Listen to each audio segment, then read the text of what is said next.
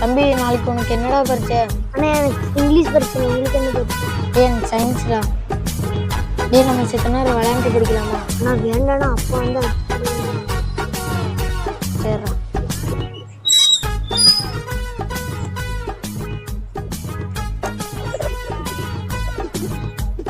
பரவாயில்லையே, பசங்க பொறுப்பாக படிச்சுட்டு இருக்கிறானீங்களே. நாளைக்கு வேறு பரிச்சை, அதான் பொறுப்பாக படிச்சுட்டு இருக்காங்களோ. இருந்தாலும் அம்மா மிரட்டுற மாதிரி மிரட்டுவோம், அப்போ தான் நல்லா படிப்பாங்க. ஏய், நாளைக்கு என்னடா பரிச்சை? ஒழுங்காக படிக்கிறீங்களா? உட்காந்து இடத்த விட்டு எந்திரிக்க கூடாது. கரெக்டாக படித்து முடிச்சுட்டு தான் போய் எக்ஸாம் எழுத போகணும். சரிப்பா. The next day. என்ன 9 மணி ஆச்சு, இன்னும் படிச்சுக்கிட்டே இருக்கிறானுங்க? ஏய், என்ன இன்னும் எந்திரிக்காம இருக்கிறீங்க? ஏண்டா மணி 9 மணி ஆச்சு, இன்னும் எக்ஸாம் போலையா? நீங்க தான் சொன்னீங்க படிச்சு முடிச்சதுக்கு அப்புறம் எந்திரிச்சு போக சொன்னீங்க. இன்னும் நாங்க படிச்சே முடிக்கலப்பா.